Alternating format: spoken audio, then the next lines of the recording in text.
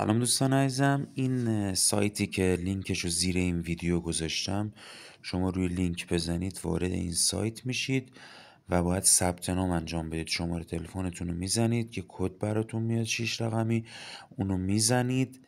بعد از اون باید احراز هویت کنید، کد ملیتون رو بزنید، تاریخ تولدتون رو بزنید و روی پایان بزنید تا احراز هویت بشید. بعد از اینکه احراز هویت شدید وارد این صفحه میشید و 50,000 تومان به شما پول میده و بابت هر دعوت از دوستان و خانواده 50,000 تومان دیگه میده. برای دریافتش اما باید بدونید چیکار کنید. این بالا نوشته کمپین موج، میبینید این بالا رو؟ باید روی این کمپین بزنید یه دونه، وارد این صفحه میشید. خب باید وایسیم تا باز کنه. یه خورده میاد پایین تر، اینجا نوشته ایجاد کد معرفی. اینجا روی ایجاد کد معرف میزنید، میگه آقا چجوری باشه 15%، مثلا شما 15% دوست. روی ایجاد کد میزنید.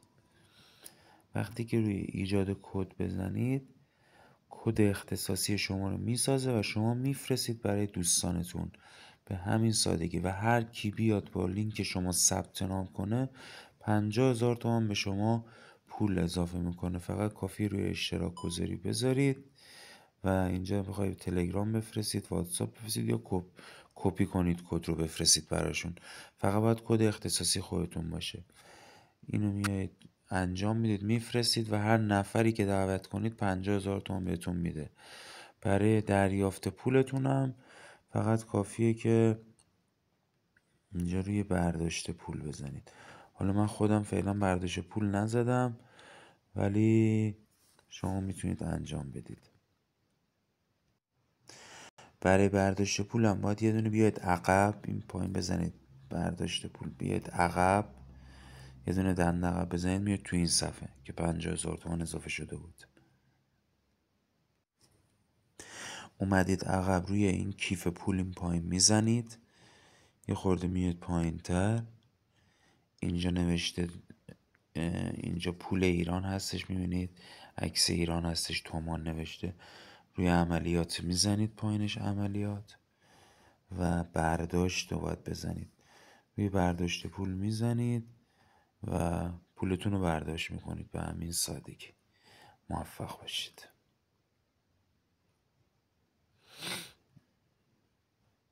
میبینید اینجا نوشته. خب اومدید اینجا، بذارید من یه بار دیگه براتون بیام، چون که خودم هم تازه پیداش کردم و دارم انجام میدم.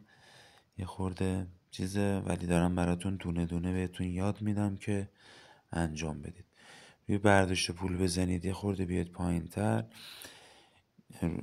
اینجا باید روی این پایین انتخاب روش برداشت، روش یه دونه بزنید، درگاه پرداخت میزنید، میاد پایین تر، انتخاب کارت بانک میزنید، افزودن کارت جدید. بعد اینجا باید اضافه کردن شماره کارت رو بزنید. من شماره کارت رو میزنم.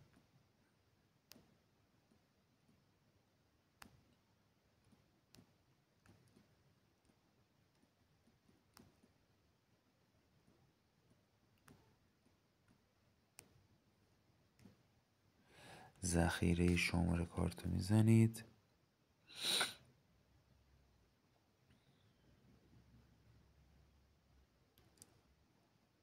میگه کد ملی، باید شماره کارتی که به نام همین کد ملیه رو بزنید.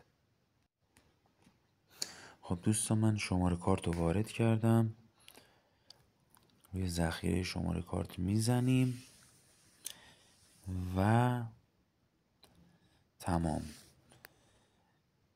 بعد اینم که اضافه کردیم، باید کدوم قسمت رو بزنیم. خب یه دونه میایم عقب دوستان عزیزم. دوباره اینجا باید دوباره درگاه پرداخت رو انتخاب کنیم. اینجا انتخاب کارت بانک، میبینید شماره کارت اضافه شده، شماره کارت رو انتخاب میکنیم، میگه امروز میتونید تا 200 میلیون بردارید. بعد روی حد اکثر مبلغ میزنیم 50,000 تومان، میام پایین تر و تمام. روی برداشت میزنید و پولتون رو برداشت میزنید، به همین سادگی. این حالا یه دونه از شما میتونید همه رو انجام بدید. اینجا روی تایید میزنید و یه کد دوباره براتون میاد، اون کد رو وارد میکنید و پولتون رو برداشت میزنید.